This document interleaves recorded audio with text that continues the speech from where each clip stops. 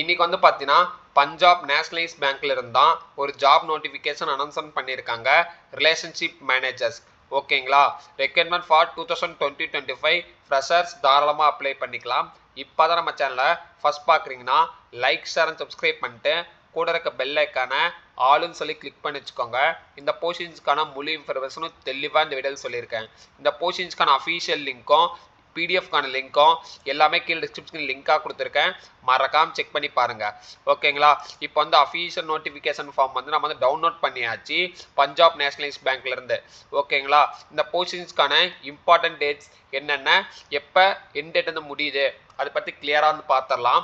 29ஆம் தேதி job notification announcement பண்ணியிருக்காங்க.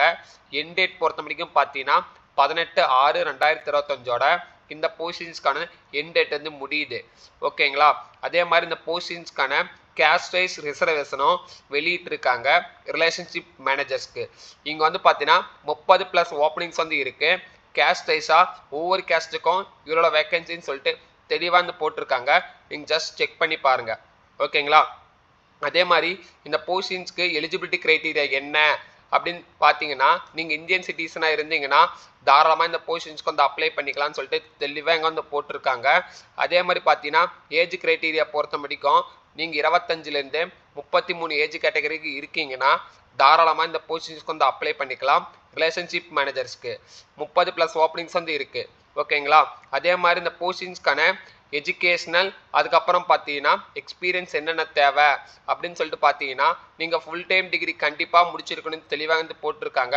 ப்ரிஃபரபுளாக வந்து பார்த்தீங்கன்னா நீங்கள் ஃபுல் டைம் வந்து எம்பிஏ முடிச்சிருந்தீங்கன்னா அது மார்க்கெட்டிங் ஃபினான்ஸில் 3+ இயர்ஸ் எக்ஸ்பீரியன்ஸ் இருந்துச்சிங்கன்னா தாராளமாக இப்போ வந்து அப்ளை பண்ணிக்கலாம்.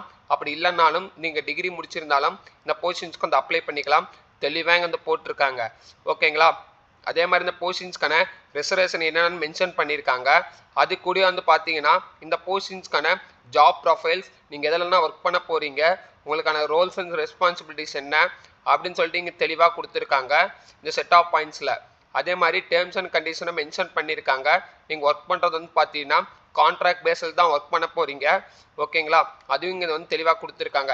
நீங்கள் ஜஸ்ட் அதுவும் கேர்ஃபுல்லாக வந்து ரீட் அவுட் பண்ணுங்கள். நீங்கள் சொல்லியிருந்தா ப்ரொவிஷன் பீரியட் தான் நீங்கள் ஒர்க் பண்ண போகிறீங்க.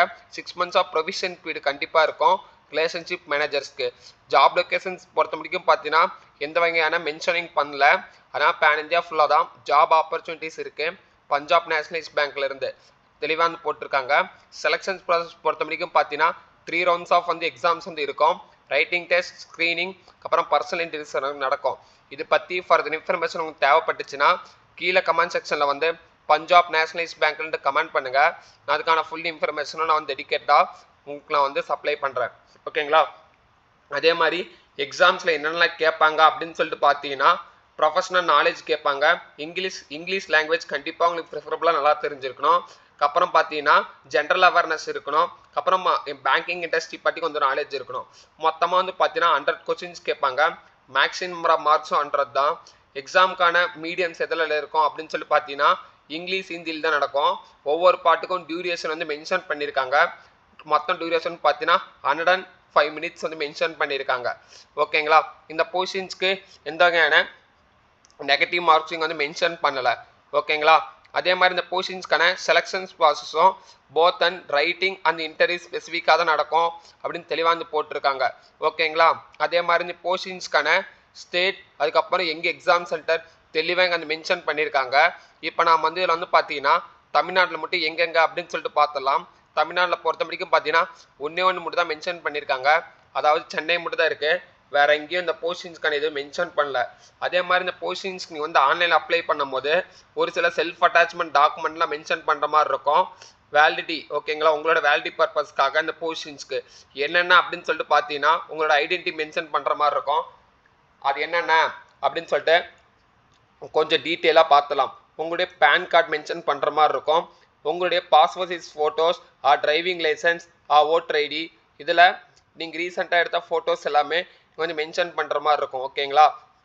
ஒன்ஸ் இது நீங்கள் கம்ப்ளீட் பண்ண உடனே கீழே வந்து பார்த்தீங்கன்னா உங்களுடைய பயோமெட்ரிக், உங்களுடைய கண்ணோ, அதுக்கப்புறம் பார்த்தீங்கன்னா உங்களுடைய தம்ப் இம்ப்ரெஷன்ஸ் இதெல்லாம் வந்து பார்த்தீங்கன்னா பிஎன்ஜி ஃபார்மேட்டில் ஸ்கேன் பண்ணி அப்லோட் பண்ணுற மாதிரி இருக்கணும்னு சொல்லிட்டு தெளிவாக போட்டிருக்காங்க. அதே மாதிரி இங்கே கொடுத்துருக்காங்க பார்த்தீங்களா, செல்ஃப் அட்டாச்மெண்ட் காப்பி, இதெல்லாம் நீங்கள் வந்து மென்ஷன் பண்ணோம், தெளிவாக கொடுத்துருக்காங்க. உங்களோட டேட் ஆஃப் பர்த் ஓகேங்களா, அப்புறம் உங்களுக்கு பிரிண்ட் கால் லெட்டருக்கு வந்திருக்கு இல்லையா எக்ஸாமுக்கு, அது வந்து மென்ஷன் பண்ணுற மாதிரி இருக்கும் ஓகேங்களா. உங்களுடைய ஏஜ், டேட் ஆஃப் பர்த்க்கான ப்ரூஃப், வேலிடிட்டிக்கான ப்ரூஃப், அப்புறம் உங்களுடைய எஜுகேஷன் சர்டிஃபிகேட்ஸ் மென்ஷன் பண்ணுற மாதிரி இருக்கும். உங்களோட 10th மார்க் ஷீட் அப்ளை பண்ணுற மாதிரி இருக்கும். நீங்கள் ஃபுல் டைம் டிகிரி முடிச்சிருந்தீங்கன்னா அதுக்கான சர்டிஃபிகேட்ஸ் மென்ஷன் பண்ணுற மாதிரி இருக்கும் ஓகேங்களா.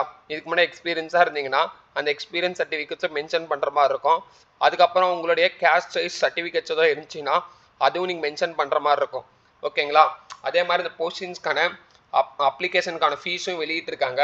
கேஸ்ட் வைஸாக எஸ்டி எஸ்சி பர்சன்டேஜ் டிசபிலிட்டியாக இருந்தீங்கன்னா 100 ருபீஸும், ஜென்ரல் எக்கனாமிக்கலி வீக்கர் செக்ஷன் ஓபிசியில் இருந்தீங்கன்னா 850+.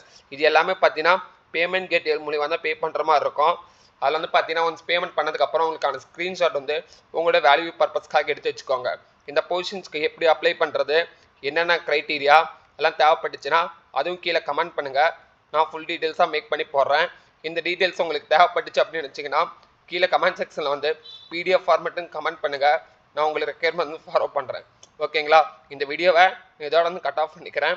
முடிஞ்ச வரைக்கும் நம்ம சேனலை லைக் ஷேர் அண்ட் சப்ஸ்கிரைப் பண்ணிட்டு கூட இருக்க பெல் ஐக்கானை ஆளுன்னு சொல்லி கிளிக் பண்ணி வச்சுக்கோங்க.